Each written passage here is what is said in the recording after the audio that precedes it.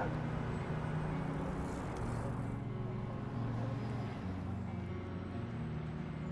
do you feel that is? Do you think that that's something that you have built, such as a wall, or do you feel as though?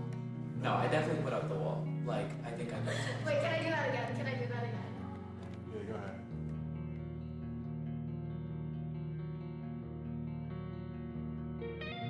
ahead. Beneath my skin, I'm loving. I love people. I love what I get to do. And despite everything that's bad, I love life. Love is what means the most to me. Spending time with people I love, building new connections that matter, exploring the unexplored. That's what matters to me. Something I learned about myself this year is definitely it's okay to be alone, and that's how you eventually get to loving yourself. When I surround myself with all these other people, sometimes I feel like I'm just around them because I have to be. But it's okay for me to take a breath and just, remember that I am my own person. Times that I have felt alone recently are at night when I'm experiencing sleep paralysis and nightmares and PTSD hallucinations. When I'm having sleep paralysis, the biggest thing that is happening to me is I'm trying to reach out for someone to be there for me. Sometimes I'm imagining them there, sometimes I'm trying to call them on the phone, things like that. But I think that in those moments, I just feel very isolated because I'm trying to figure out how to get back to reality and the people that I love. And so in those moments of loneliness, people that I love is what I need. When I was feeling really alone or in times of need, I really just needed my friends and my family to be able to call my mom at night and say, "Mom, there's so much going on right now," and just having somebody to say to me, everything's gonna be okay. Yesterday was my first day in Boston. I woke up at 4 a.m. to take a lift to the airport from North Carolina, which is where my parents live right now. I flew to Boston at 6 a.m. I landed at like 8. I only knew that I had to get to my apartment, and when I got there, it was a total mess. It was dirty. There was no AC. There were no shutters on the windows. And in that moment, like, I had to fix all those problems. I had to make a plan about what I had to do. I didn't have my parents helping me for the first time in my life. And it was very overwhelming. It was very lonely. It was like, I don't know anybody in the city. I'm completely on my own. And I wanted to cry. I almost cried a few times during that day. And what I really wanted was just somebody to like almost hold me, just to hug me and be like, "Hey, listen, I'm here for you." That's all I would have, I think, wanted. Well, I definitely felt alone. One of the biggest moments, I guess, was when my mom left our family. That was really hard for me. But I guess what I kind of learned in that moment was really what loyalty means and what love means. And that love doesn't just have to be blood. Love extends way further than that. So a nice lesson from a harsh story, I guess. I felt alone a lot throughout high school because I went to a small school, and I was about like an hour away, and sometimes it felt like everyone just like hated me, honestly. Even if they didn't, I guess it was just self-isolation, and I felt really like alone in the way that nobody really understood me.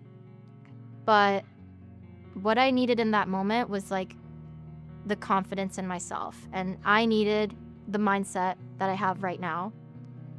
But I think in that lonely moment, I was able to develop a better mindset and a better belief in myself. I would say I wish people understood I have needs too. I think I come across as a very empathetic person. I'm always putting people first before myself, and sometimes that can get taken advantage of. Definitely in my youth, for sure, that was something I struggled with, learning how to not be a people pleaser. One thing I've definitely learned about myself over the last year or so is that I need to be better at like setting boundaries with people, and saying no when I know that I can't do something, or it's not fair for me to do something. So that's something that I'm actively working on getting better at, and not letting people take advantage of me so much. I tend to be more like soft-spoken, or like a little bit awkward or a little bit anxious. Like, just because I'm a little more quiet doesn't mean that I like don't have a story to tell or like experiences to share, like valuable things to contribute. People understood that like all of my actions come with good intentions. I think I definitely come off as an extrovert, and that is not at all me. I definitely love the vibe of hanging out with people, but I can be a shy girl. That happens. So I think the balance is really important for me. No one really gets that. The label that I've been called that I feel like no longer serves me is too sensitive. Because I feel like I'm someone who's very emotional. I feel like I feel things really deeply. And I'm realizing that my sensitivity can be almost like a superpower. I feel like with the kind of art I create, being able to feel this wide range of emotions, like yes, it can be very easy for me to feel like upset over something and feel that intense emotion of like sadness for like something small, but it can also, on the flip side, be feeling intense positive emotions of like joy and like other things that I feel like I really value. And I think that's a part of me that I'm like really proud of now. I learned that I'm not any less susceptible to like addiction on any form, like phone, drugs. Like I feel like sometimes we think that ourselves were like less susceptible, but I realized that I'm not. So that was a good lesson. I guess a label that I've definitely called myself and heard others call me was like less creative, being less of a creative person because I'm choosing to pursue a more serious field. I don't think that serves me at all, especially being here at a school that is, known to release something out of you, and I think it definitely has released something out of me. Beneath my skin, I am passionate, persistent. I am a human.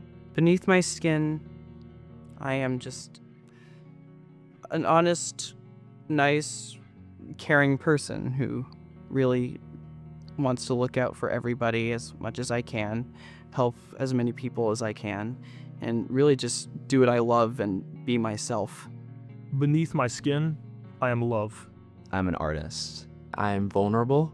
Beneath my skin, I am double absent, which is a French word that means double absence, which I grew up in between two cultures, or three really, because I've gone to French schools my whole life. And so like half of me is very French and then the other half of me is American because I grew up in America, but within these French communities. And I've never really felt, I guess, at home in America or in France, because in France I'm too American and in America I'm too French. And like, I don't know, I hope that this experience for the next 4 years of my life kind of gets me to be my own person rather than someone who's just defined by like where my family's from or where I went to school before, because I'm finally with all these people and with international people too. So yeah, I think beneath my skin, I'm double absent, but I'm getting to a place where I'm more accepting of it. I'm proud because I have grown up in an environment where we're often trodden down, and I've been surrounded by people that encourage me to lift myself up and try and aim high. Beneath my skin, I am incredibly strong, incredibly brave, and I care more than probably what shows to other people. I tend to come off as just a bubbly person that's extroverted, that, really wants to kind of just like do the thing and be excited. But in reality, I think I just care so much about what I do. That's why I do bring so much excitement and joy to the things that I do. Beneath my skin, I am someone who believes in the power and the art of communication. The reason I like communication is it's all about community. And the real essence of life is to connect and to make relationships with other people. And at the end of the day, it's really about who we've met and how we've elevated society. So it's all about communicating.